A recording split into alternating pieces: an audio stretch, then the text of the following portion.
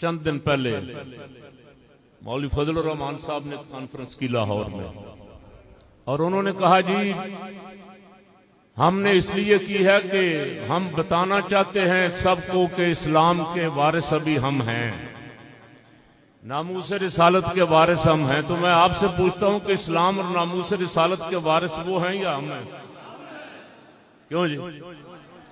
الحمدللہ تمہارے تو بڑے آج بھی بیٹھے ہوئے وہاں انڈیا میں کانگریس کے ساتھ پاکستان مرد آباد کے نعرے لگا رہے ہیں۔ تم نے تو پاکستان سے لیا ہی ہے، دیا کچھ نہیں۔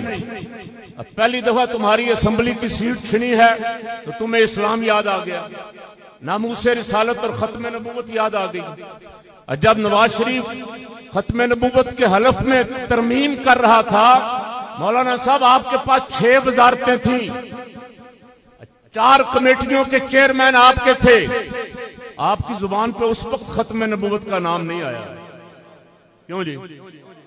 آج جب آپ کی سیٹ چھن گئی ہے تو آپ کو ختم نبوت یاد آ گیا۔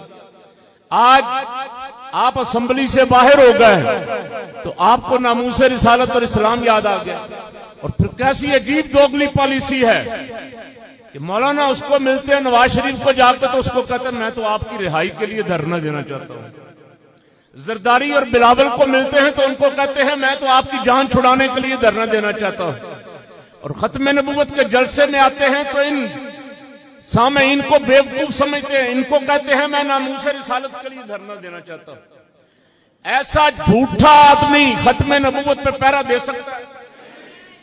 ختم نبوت پہ پہرا یہ دیں گے انشاءاللہ، یہ حضور کے غلام ختم نبوت پہ پہرا کل بھی دے رہے تھے، آج بھی دیں گے انشاءاللہ۔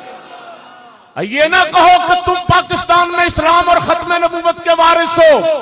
اسلام اور ختم نبوت کے وارث مولانا شاہ نورانی، مولانا عبدالستار نیازی کے فرزند ابھی زندہ ہیں۔ ان کی جماعت کا ایک ایک کارکن جب تک موجود ہے ختم نبوت کے منکروں کو للکارتے رہیں گے انشاءاللہ۔ انڈیا حملہ آور ہے، انڈیا کشمیر پہ قبضہ کر کے بیٹھا ہوا ہے، مولانا اس کی مدد کرنا چاہتے ہیں اور اسلام آباد پہ قبضہ کرنا چاہتے ہیں۔ ادھر وہ آیا ہے، ادھر یہ ہے۔ پاکستان کی حکومت کو، ریاست کو اتنا کمزور کر دو کہ انڈیا کو موقع مل جائے۔ میں نے جمعے